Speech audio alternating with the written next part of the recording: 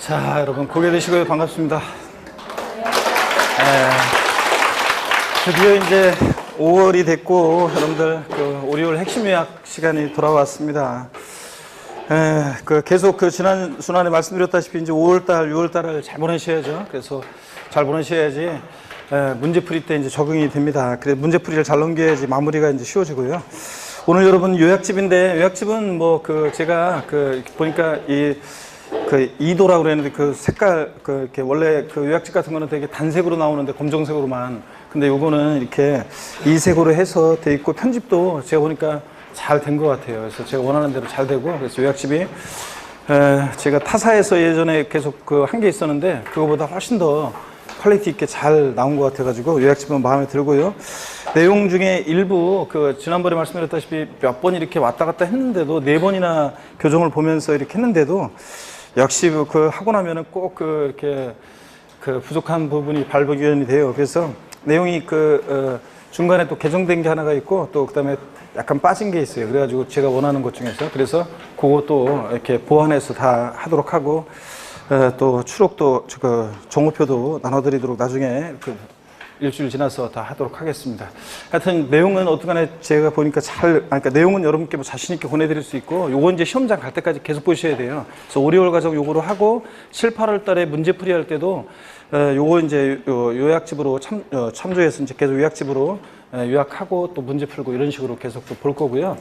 그 다음에 2번 보죠. 그래서 그 다음에 또 이제 9, 10월 달 동영모의고사 들어가고 그러면은 그때 문제 할 때도 요걸 요약집으로 참조 페이지 불러드리면서 계속 하도록 하겠습니다. 그래서 여러분들이 이제 시험장 갈 때까지 계속 가고, 시험장 당일날도 요약집을 요걸 들고 가셔야 돼요, 여러분들이. 그래서 요걸 들고 가고, 그래서 끝까지 여러분들이 계속 요거를 손때가 묻을 때까지 계속 요걸 보셔야 됩니다. 그래서 어떤 분들은 그냥 준 그대로 거의 그냥 이렇게 하게 돼 있는데 그러면 안 되고, 요것을 시험장 갈 때까지 계속 보셔야 되니까 잘 여러분들이 하시고요. 그 다음에 무조건 막 형광펜을 줄 긋고 막 그렇게 하시면 안 됩니다. 여기 보면은 중요한 부분은 다 굵은 굵은 글씨로 돼 있거나 밑줄이 거져 있거나, 그 다음에 중요한 포인트 부분에 다 이제 색깔이 들어가 있거나 그렇습니다. 다 그렇게 돼 있기 때문에 함부로 본인 스스로 그냥 함부로 중요하다고 생각해가지고 그냥 막 줄 긋고 막 이렇게 하면 안 돼요. 여러분들은 뭐만 잘하는 뭐 별표시라든가 뭐 아니면 뭐 체크 여러분 나름대로 어떤 중요도나 이런 것들 체크 표시만 잘 하시면 되고, 줄은 함부로 막 긋지 말고, 줄은 형광펜 같은 거를 이렇게 진짜 핵심 포인트로 돼 있는 부분에서 헷갈리는 것들을 나중에 이렇게 하시면 돼요. 그러니까 이번 5, 6월달 돌아갈 때는 너무 막 여러분들이 혼자서 막 줄 긋지 말고 요번 돌아갈 때는 그냥 중요 표시만 잘 하면서 봅니다. 알으셨죠, 여러분들? 그래서 살짝 형광펜 중요한 부분이라고 돼 있는 거에 이렇게 살짝 한다거나 그렇게 하셔야지, 신중하게 하셨다가 다음에 7, 8월 달이나 9, 10월 달 할 때 이제 또 계속 돌아갈 때 그때 요약집을 보면서 요게 이제 중요한 건데 자꾸 나는 헷갈린다. 그런 부분에 여러분들이 특별히 표시를 잘 해놓고 이렇게 하시면 됩니다. 그래야지 마무리할 때 그렇게 포인트 진짜 헷갈리고 본인이 중요했던 것들만 다시 한번 체크해서 볼 수 있도록, 빠르게 한번 훑어볼 수 있도록 그렇게 하셔야 됩니다. 아셨죠, 여러분? 네. 자, 오늘 73페이지 여러분들 보시겠습니다. 73페이지 보시니까 양도소득세입니다. 양도소득세는 제가 계속 말씀을 드렸어요, 여러분들. 그래서 어떤 부분들이 출제되고 중요한 테마들인지를 계속 말씀을 드렸습니다. 양도소득세, 자, 대여섯 문제 출제가 되고요.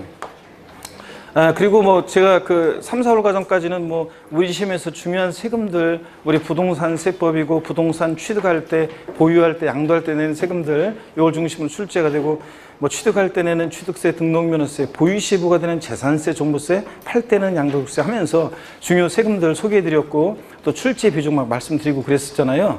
그래서 11월, 12월 달에는 제 동창 여자의 스토리를 통해서 소개도 하고, 그 다음에 또 3, 4월 과정에서는 1, 2월 과정에서는 어떤 또 수강생 스토리를 통해서, 인생 스토리를 통해서 여러분께 중요 세금들 소개해드리고 출제 비중 말씀드렸었는데, 이제 그거는 다 들었다는 전자에서 이제 바로 양도소득세로 들어갑니다. 그래서 예고드린 대로 조세 총론부터 나가는 게 아니라 양도소득세, 우리 3, 4월 과정에서 지난주 그 전주에 양도세를 했잖아요.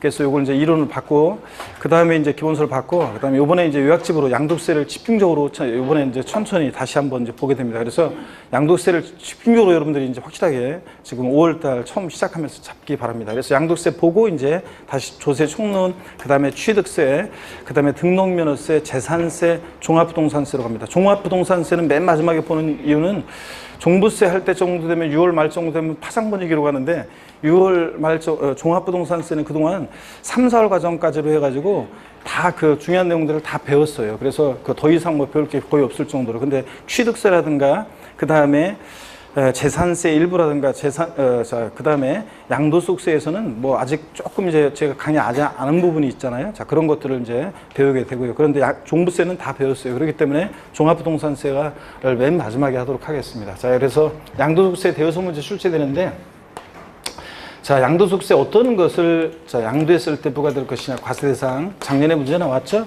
26회 나왔고 27회 안 나왔고 28회 무조건 나온다고 나왔고 29회에서는 어떤 간에 과세대상 또 양도소득세 양도에 부과하는 세금인데 양도의 개념과 유형 이것을 묶어서 29회 시험에서는 한 문제 정도 출제 예상하시면 되겠고요. 그래서 각각 나옵니다. 한 문제씩 나온다. 또 그러면 뭐 그 문제 도와주는 문제예요. 그래서 맞춰야 되는 그런 문제고 여기서 나오면은 뭐 문제를 도와주는 문제고요. 근데 어떻게간에 그 묶어서 한 문제 나올 가능성이 높고, 그 다음에 양도소득세 또 양도 및 취득 시기 어느 때를 양도 시기로 보고 취득 시기로 보느냐. 보유기간 때문에 중요하죠. 보유기간. 그래서 보유기간에 따라서 양도소득세는 세금이 달라지는데, 보유기간 그러면 당해재산 취득일로부터 양도일까지를 우리가 보유기간이라고 할 때 어느 때를 취득일로 보고 양도일로 보느냐에 따라서 어느 때가 취득시기고 어느 때가 양도시기인지 판정에 따라서 보유기간이 달라지기 때문에 의미가 있다. 이 양도 및 취득 시기는 시험에 가끔씩 나오는 부분인데 몇 년에 한 번씩이요. 25회 시험 때 나왔고요. 그때 나올 가능성이 높다고 했는데 25회 아니면 26회 나온다는데 25회 나왔죠. 그래서 이번에 26, 27, 28 건너뛰었고 29회나 30회는 이제 나올 때가 됐어요. 그래서 양도 및 취득 시기도 여러분들이 나올 가능성이 높고, 그래서 잘 보셔야 되겠습니다. 양도소득세에서 제일 어렵고 중요한 부분은 양도소득세 계산 과정이라고 그랬죠. 그래서 양도소득세 이 계산 과정에서 많은 중요한 논점들이 있고, 여기서 이제 시험 문제는 두세 문제가 출제가 된다고 그랬습니다. 그래서 중요하고, 자, 그래서 여기서 이제 두세 문제 출제되고, 제일 어렵고 제일 중요하고요. 자, 요번에 이제 이 계산 과정을 잘 여러분들이 그 배웠던 이론들을 바탕으로 해서 핵심 요약으로 머릿속에 잘 이제 정리하시고 하시길 바라고요.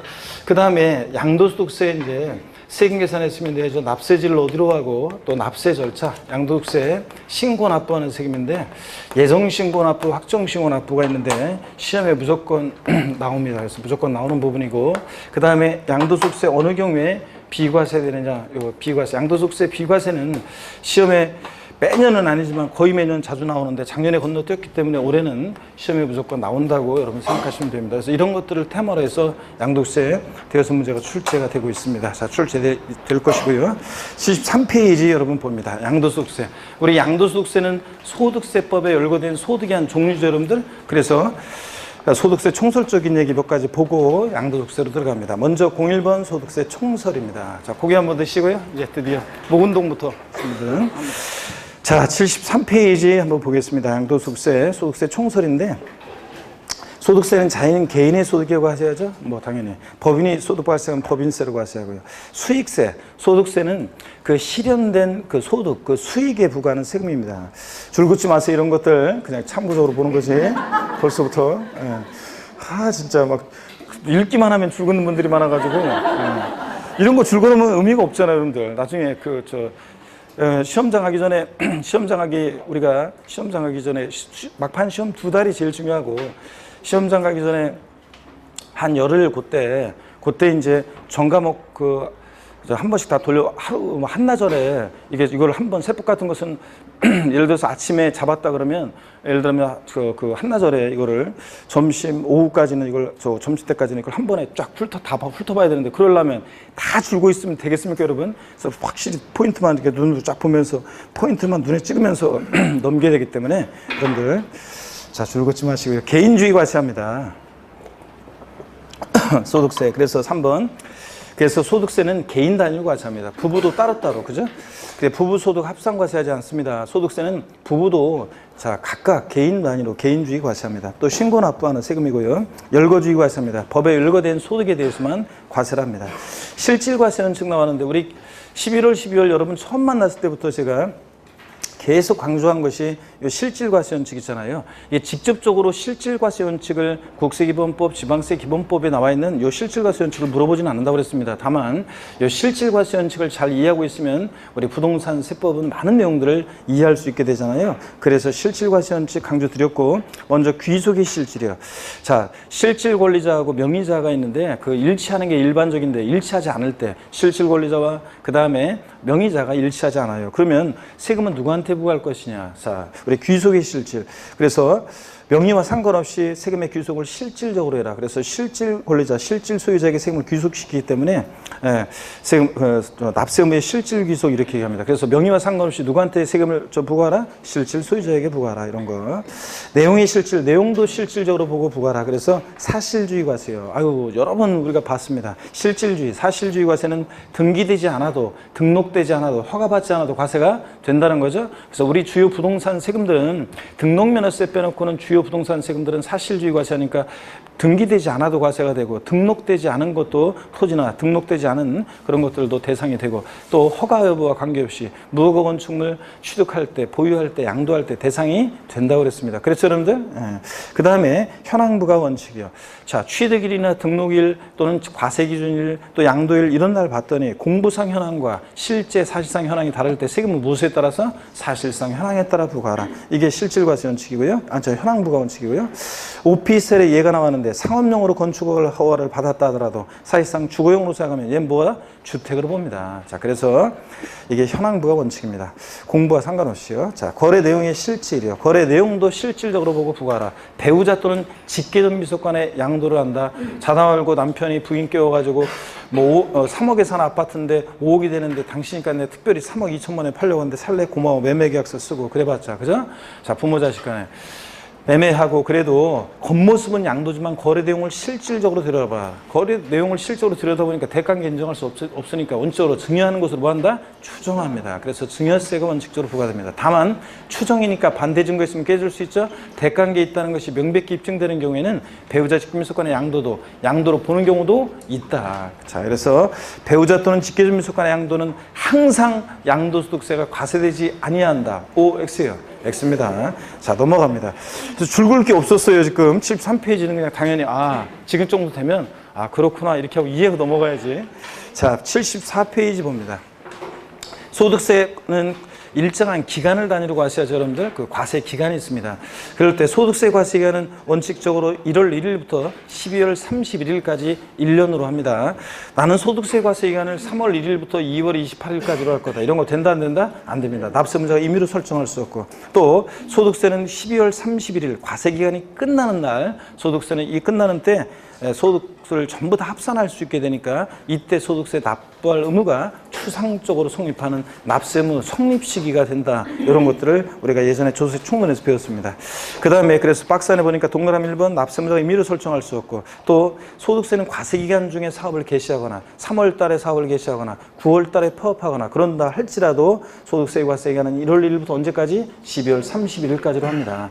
자, 딱 정해져 있습니다. 근데 예외가 없느냐? 있긴 있습니다. 다만 고자가 사망했다 그러면 소득세 과세기간은 1월 1일부터 언제까지? 사망한 날까지를 과세기간으로 합니다. 사망한 날, 사망일 전날 뭐 이런 식으로 바꾸겠죠. 바꾸면 전날 아니고 사망한 날. 또 고자가 주소 고소를 국외로 이전해서 비거주자가 된다. 그럴 때는 1월 1일부터 언제까지? 출국일까지를 과세기간으로 합니다. 출국일 전날 이렇게 바꿀 수 있겠죠? 이런 거 주의하고. 그 다음에 자, 2번도 줄 글 것도 없어요. 그냥 그런 거야 보다 이렇게 하면서 보고 넘어가면 되고, 2번 테마도. 지금 이게 이제 나중에 이제 타사에서도 수강생들 이 요약집으로 이제 우리 배움에서 출간한 요 요약집으로 제 카페에 와서 보시면 알겠지만 인강 타사 수강생들도 요거를 다 막 구입하고 막 그러고 있어요. 그래서 이거 구입하고 있는데 공통적으로 이거를 어느 회사든 공통적으로 사용하기 위해서 또 여러분들이 이거를 테마별로 이제 중요도를 테마별로 이렇게 중요도를 여러분들이 이번 테마는 뭐 예를 들어서 3번 테마 여기다가요 별 표시를 여러분들이 하나 합니다. 그래서 어떤 거는 2개 하고 어떤 거 3개 하고 막 이렇게 할 건데 별 표시를 하나 합니다. 그래서 기본적으로 여러분들이 요 3번 테마 있죠. 그래서 테마별로 이제 중요도를 3번 테마 뭐 중요하다 뭐 이런 식으로 이제 중요 표시를 또 해드릴 겁니다. 그래서 3번 테마는 여러분들이요 별 표시 하나 합니다. 여러분들 큼지막하게 조그맣게 별사탕만큼 조그맣게 하지 말고 대타시 크게 여러분들 하시기 바랍니다. 자, 3번 테마 요거는 기본적으로 여러분들이 알고 있어야 되는 내용입니다. 뭐 자주 출제된다거나 그러기보다는 기본적으로 알고 있어야 되는 내용이고요. 자, 그래서 요 내용을 3번 테마 알고 있는지는 27회 시험 때 양도소득세와 관련해서 요걸 물어봤었습니다. 자, 소득세 납세무자와 납세진대 3번 테마는 소득세 납세무자는 그 화살표 되어 있죠? 개인입니다. 개인인데 그 개인에 법인격 없는 비법인 사단 재산 단체도 소득세법 규정을 개인으로 봐서 소득세법 규정을 적용합니다.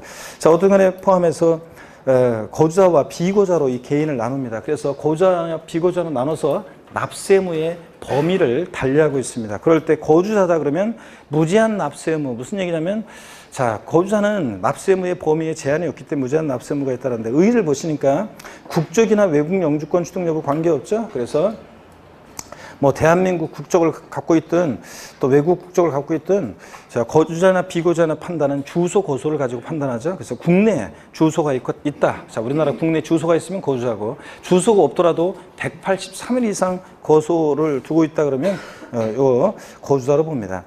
여태까지는 이게 사실은 이제 뭐 그 소득세법에 보면 규정에 보면 이런 게 있어요.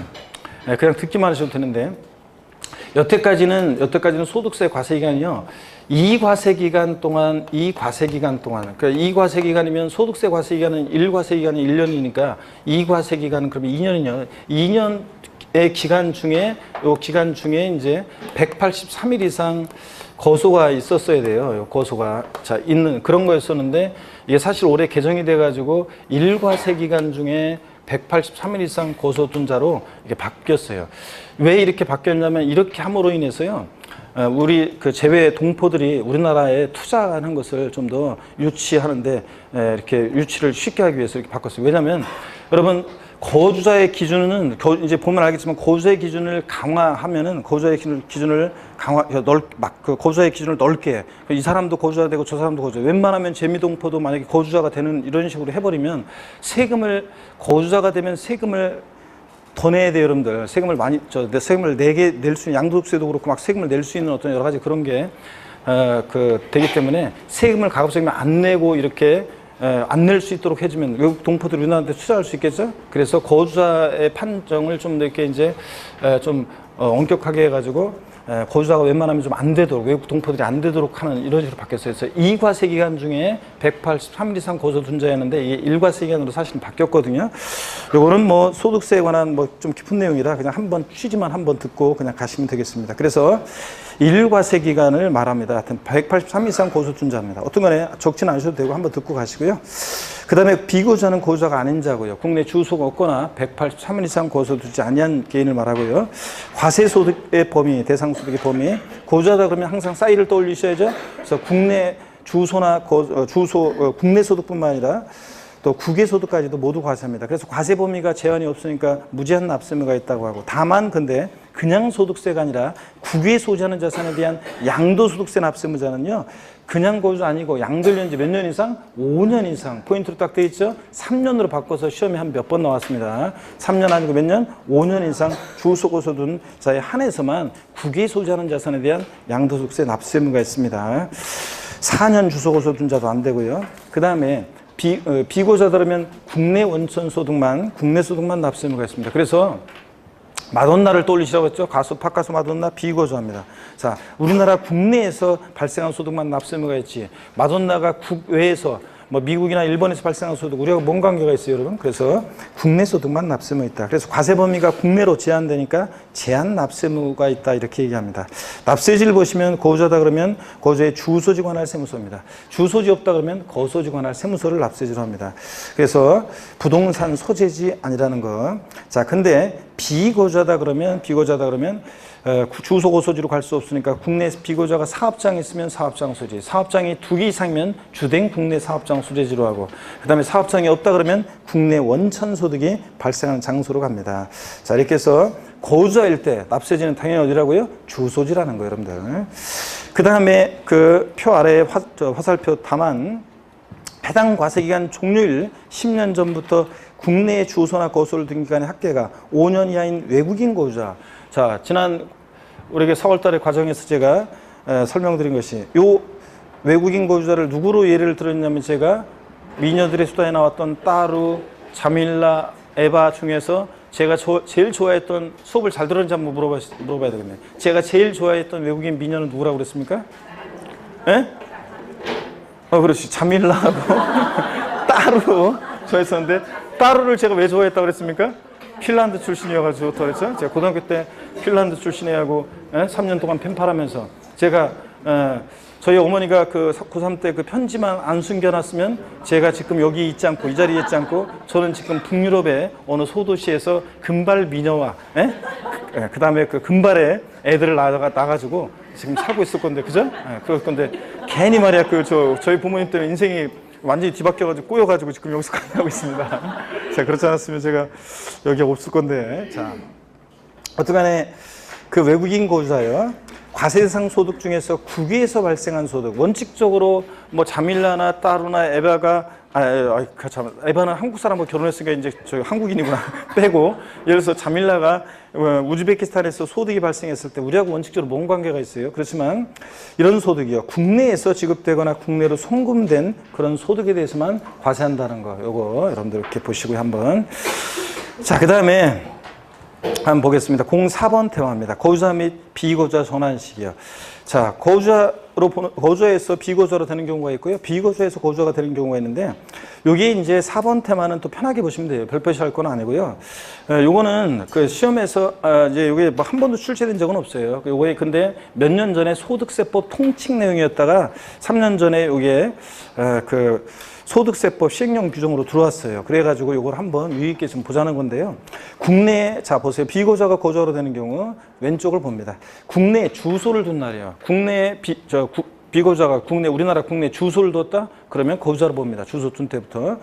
자, 근데 시험에서 바꾼다 그러면 이걸 뻔하죠. 뭐 국내 주소를 둔 기간이 183일이 되는 날부터 비거주자가 거주자로 전환된다. 또는 비거주자를 거주자로 본다. 이렇게 하면 틀려요. 주소는 그냥 주소를 둔 날부터.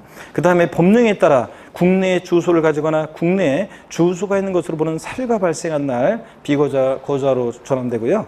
3번 국내에 거소를 둔 기간이 183일이 되는 날부터 비거주자는 거주자가 됩니다. 그래서 이걸 바꾼다 뻔하지. 국내에 거소를 둔 날부터 비거주자는 거주자로 본다. 이렇게 바꾸겠죠? 아까 우리 거주자라는 것은 우리나라 국내에 주소가 있거나 또는 183일 이상 거소둔 개인을 거주자라고 하니까, 자, 그거예요. 국내에 주소를 두면 비거주자가 거주자가 되고, 자, 거소는 둔 기간이 얼마? 183일이 된 날부터 비거주자가 거주자가 됩니다. 그래서 이거 어떻게 바꿀지도 말씀을 드렸고요. 뒤바꿔서 내겠죠? 그 다음에 거주자가 비거주자로 전환되는 경우 보시면, 거주자가 주소 또는 거소의 국외 이전을 위해서 출국하는 날에 다음 날 거주자가 비거주자로 전환되고요. 2번 법령에 따라 국내에 주소가 없거나 국외에 주소가 있는 것으로 보는 사유가 발생한 날에 다음 날 거주자가 비거주자로 전환됩니다. 여기서 바꾼다. 이걸 시험 문제를 낸다 그러면 뭘 빼겠습니까? 다음 날, 이걸 쏙 빼겠죠? 출국하는 날 또는 사유가 발생한 날부터 거주자를 비거주자로 본다. 이렇게 바꾸겠죠, 여러분들? 그래서 포인트를 잘 눈여겨 보시고 갑니다. 이거는. 그 다음에 75페이지. 그래서 4번 테마하고 5번 테마는 지난 우리 기본서 할 때 강의 안 했던 내용이에요. 자, 이번 요약집을 통해서 처음으로 배웁니다. 그래서 한 번씩 이렇게 혹시나 하는 것들 핵심력 과정을 통해서 한번 또 보도록 합니다. 75페이지 5번 테마도요.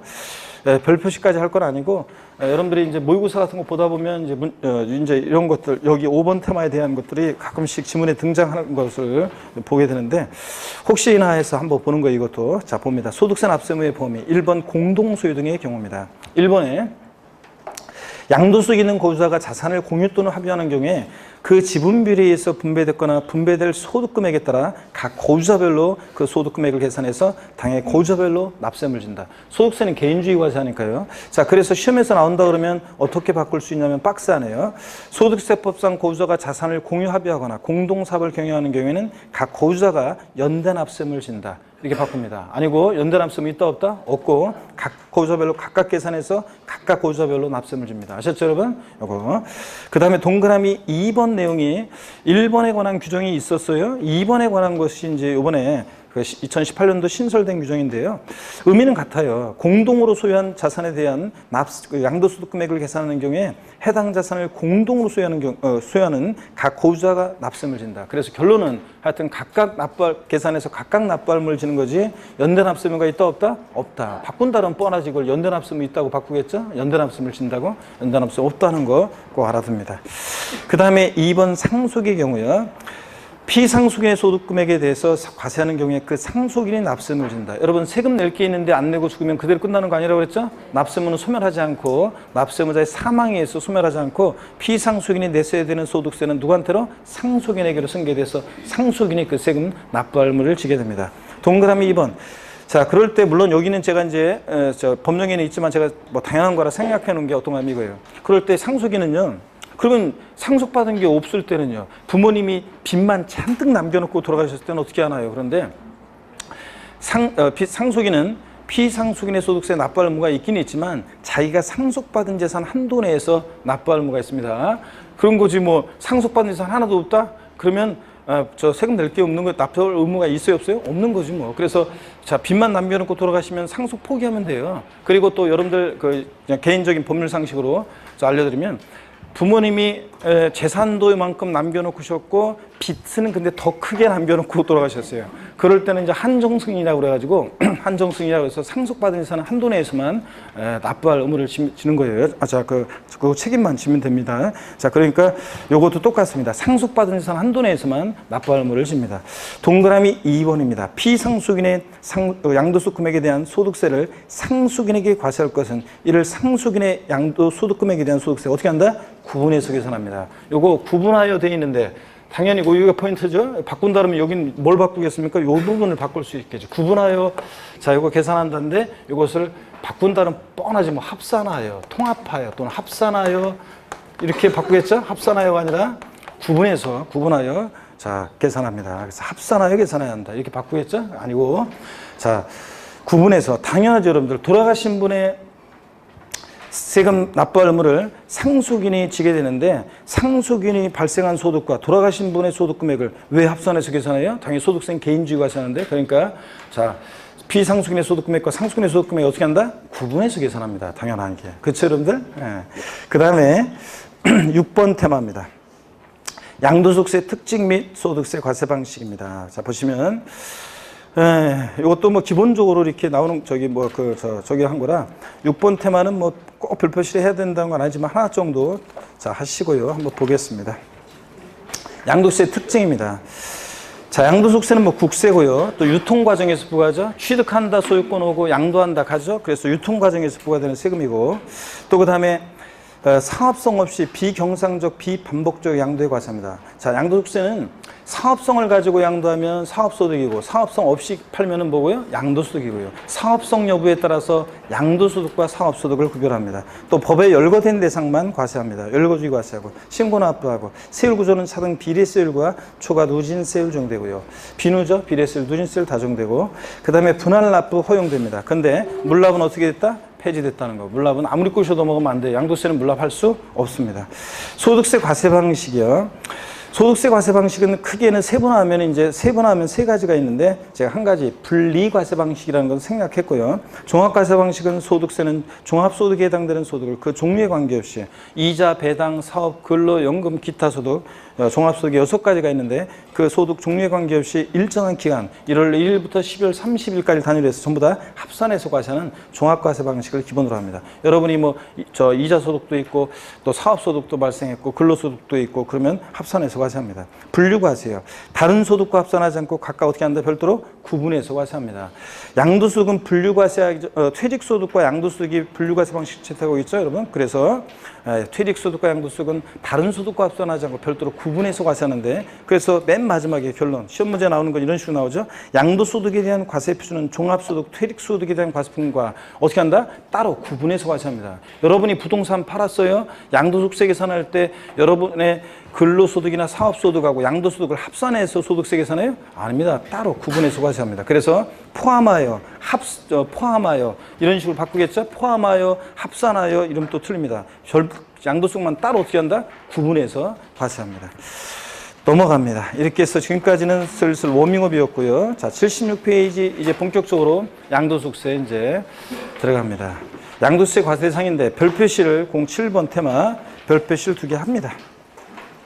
07번 테마 양도소득세 과세 대상입니다.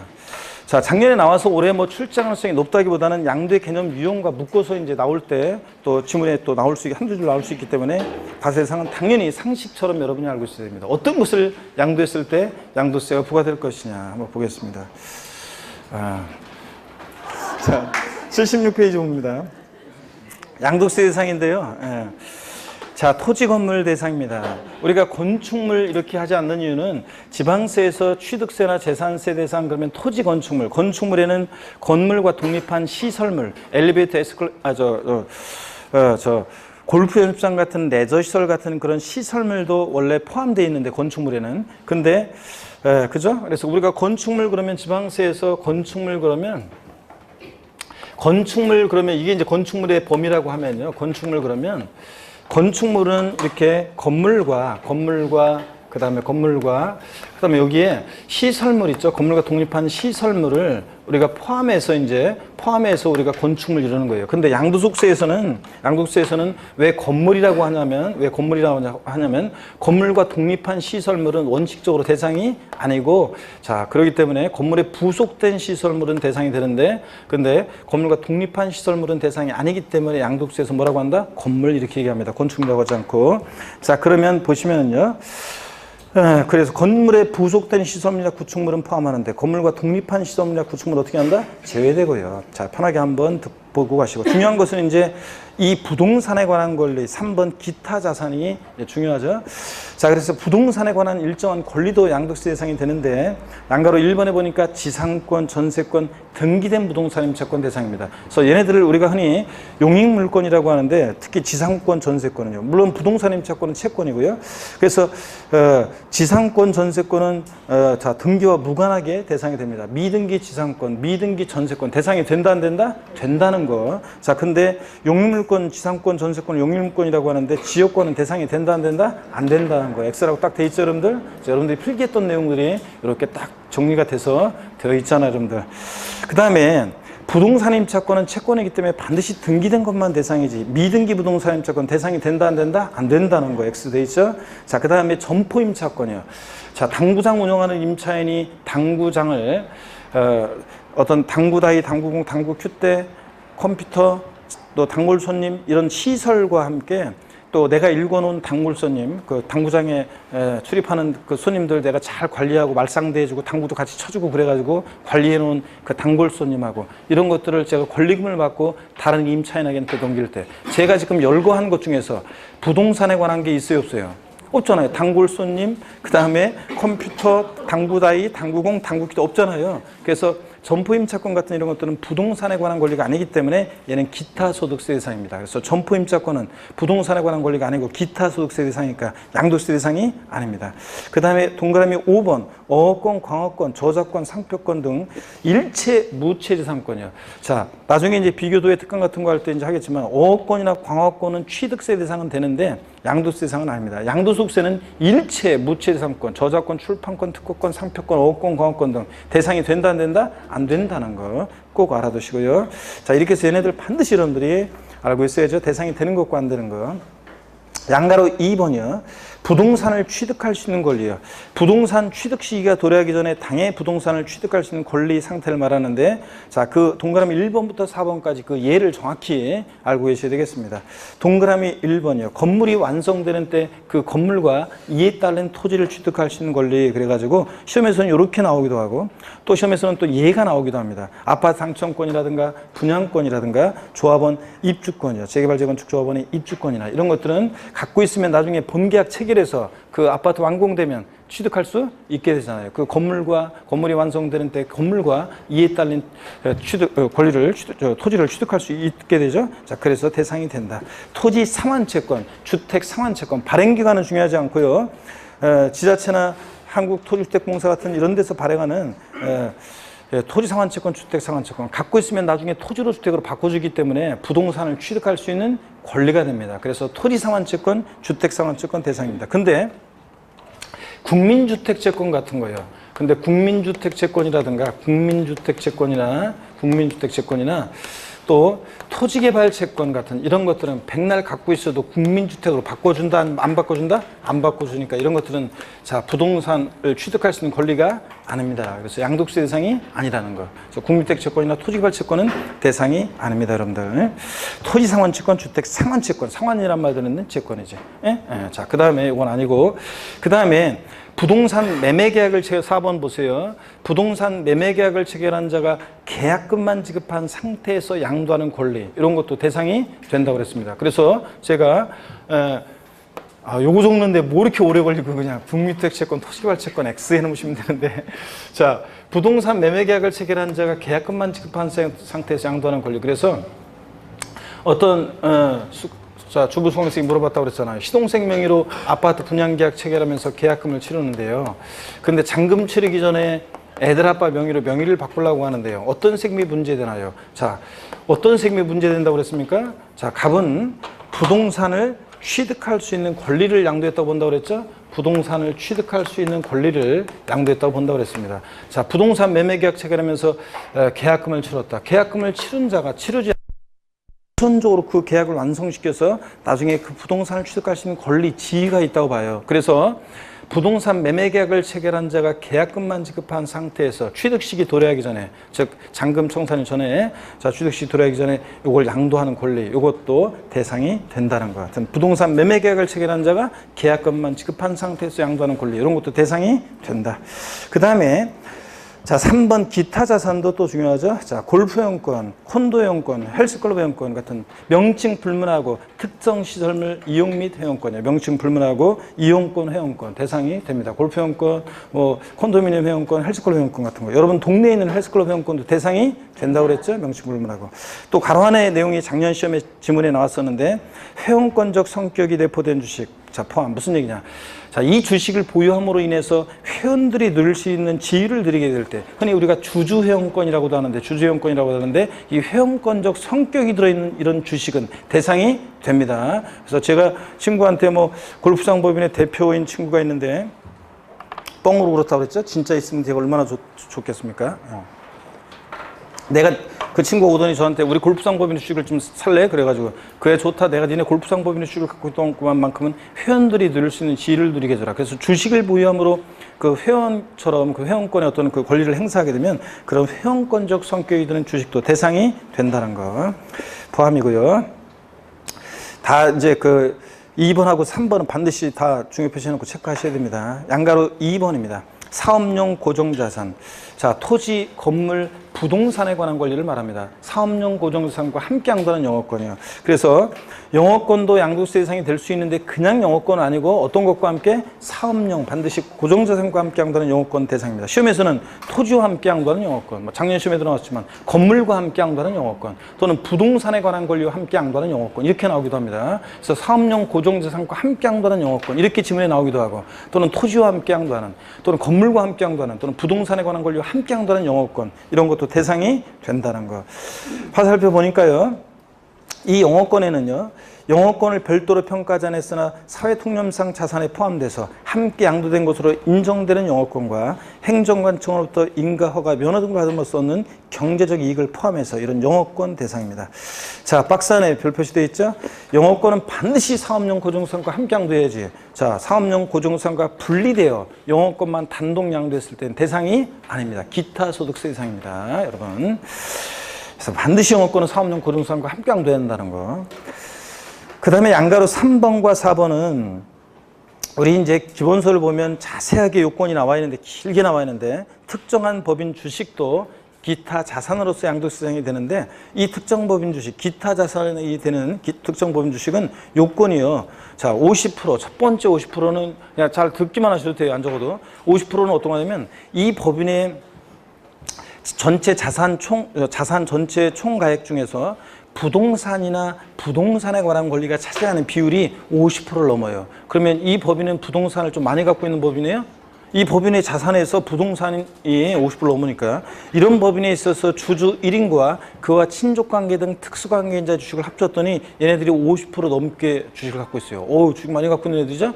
이런 주주 1인과 특수관계인자가 주식을 여러 번에 걸쳐서 양도했는데 3년 내 양도한 것이 전체에서 50% 넘게 양도된다. 그럴 때 그런 주식을 우리가 특정 법인 주식으로서 양도세 대상이 됩니다. 기타 자산으로서. 그래서 요건을 보세요. 절 보세요. 그래서 특정 법인 주식의 요건은 시험 지문에 이 숫자를 바꿔가지고 물어볼 가능성은 한 번 나온 적도 없고 그렇게 나올 가능성은 낮고요.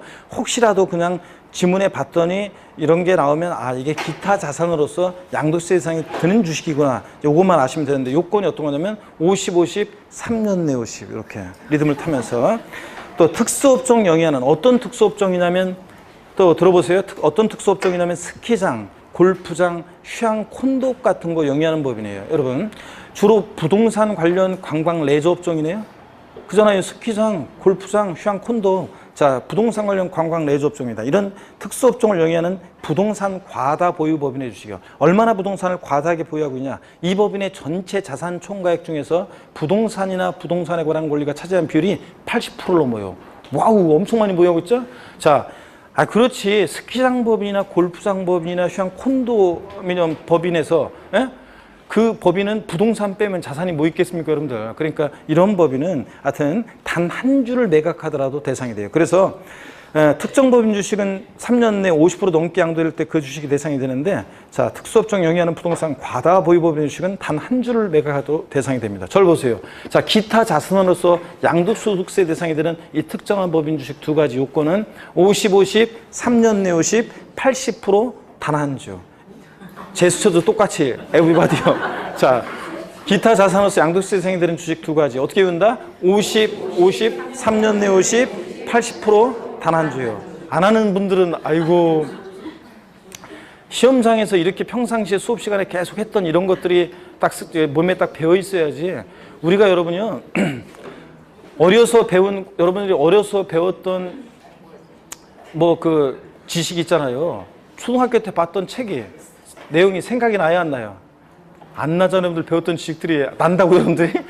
특별히 쇼킹한 거나 생각나지 생각 안 나잖아요. 근데 어렸을 때 배웠던 수영, 어렸을 때 배웠던 자전거 타기 이런 거는 20년 만에 30년 만에 자전거 딱 주면은 그냥 한 번도 그동안 안 타봤어도 바로 딱 가다 보면 오 하다가 그냥 가죠, 여러분들. 그래서 몸으로 배운 지식은 평생 갑니다. 죽을 때까지. 그런 것처럼 이런 거 똑같아요. 암기할 때도 여러분들이 어떤 것과 연상해서 또 몸으로 소리 내면서 아니면 뭐 하면서 이렇게 연관지어서 어떤 지명과 연관지어서 뭔가 연관지어서 기억을 하면 그것만 딱 봐도 어떤 지명만 딱 봐도 그게 생각나고 뭐가 딱 해서 생각나고 아시겠습니까, 여러분? 그래서 툭툭 튀어나오려면 시험장에서 그렇게 하셔야 됩니다. 다 같이. 자, 중요한 건 아니지만 중요한 거 아니고 한 번 하고 그냥 지나가려고 그랬더니 중요한 것 마냥 몇 번 하게 되잖아요. 자, 다시 기타 자산으로서 양도세 대상이 되는 주식 두 가지 요건 어떻게 외운다? 50, 50, 3년 내 50, 80% 단 한 주입니다. 50, 50, 3년 내 50, 80% 단 한 주. 자, 그 다음에 4번 봅니다. 주식 또는 출자 지분이요. 기타 자산에 해당하는 주식을 제외하고 금방 봤던 50, 50, 3년 넣으시 80% 단한주 이거 해당되는 주식을 제외한 일반적인 주식 또는 출자 지분은요. 양가로 1번 주권 비상장법인 주식은 무조건 대상이 됩니다. 대주주가 양도하든 소액주가 양도하든 주권 비상장법인 주식은 무조건 대상이 되고 주권 상장법인 주식은 원칙은 대상이 아닙니다. 우리 기본서 보면 길게 나와 있는 것도 이거 쫙 줄여놓은 거예요. 자, 예외적으로만 대상이 됩니다. 그러니까 원칙적으로 대상이 아닌데 여러분이 주식 거래할 때 양도세 안 내잖아요. 원칙 대상이 아닙니다. 다만 예외적으로 대상이 되는데 대주주가 양도하거나 또는 엔드가 아니라 또는 증권시장에서의 거래에 의하지 아니하고 장외 거래할 때 이런 주권 상장법인 주식은 대상이 됩니다, 여러분들. 자, 그래서 대주 양도하거나 장외 거래하거나 둘 중에 하나만 해당돼도 주권 상장법인 주식은 대상이 됩니다. 대주주의 요건이 기본서에는 나와 있어요. 대주주의 요건이 기본서에 쫙 나와 있는데 법령이 쫙 나와 있고 기본서에 나와 있는데 대주주의 요건까지 시험에서 물어볼 가능성은 낮기 때문에 우리가 또 세법은 한두 문제씩 가끔가다 한 번도 안 나왔던 부분에서 깊은 내용을 또 물어보기도 하고 그러는데 가끔씩 그러기도 하는데 우리가 세법 1차 과목이고 40문제 나오면 샅샅이 해야지. 아이고 상대평가다? 그럼 샅샅이 해야지. 그런데 우리가 지금 그럴 필요가 뭐 있어요, 여러분들 세법. 그러니까 버릴 것은 과감하게 버려야죠. 그래서 대주 요건까지 물으셔도 되고 하여튼 대주주가 양도하거나 또는 장외거래하는 주식 대상입니다. 박스 안에 보니까 그러다 보니까 소액주주가요. 대주가 아니네요. 증권시장을 통해서 양도하는 주권 상장법인 주식은 대상이 된다 안 된다? 안 된다. 여러분들이 주식 거래할 때 여러분들을 소액주주고 증권시장을 통해서 거래하니까 양도소득세는 낸다 안 낸다? 안 내잖아요. 자, 그런 얘기입니다. 그 다음에 5번 파생상품이요. 코스피 200 선물옵션 등 자, 이와 유사한 장내 파생상품, 그래서 금융상품도 파생상품도 대상이 되는 경우가 있다는 거, 대상이 된다는 거. 이렇게 해서 양도세 대상 반드시 여러분들이 토지, 건물, 부동산에 관한 권리, 기타라산, 또 주식 또는 출자 지분, 파생상품. 자, 특히 2번 부동산에 관한 권리, 3번 기타라산은 자세한 내용까지 정확히 여러분들이 알고 계셔야 되고요. 자, 됐습니다. 그 다음에 8번 양도의 개념 및 유형입니다. 별표시를 3개를 합니다. 별표 3개 하시고 양도소득세 양도에 해당하는 것과 해당하지 않는 거예요.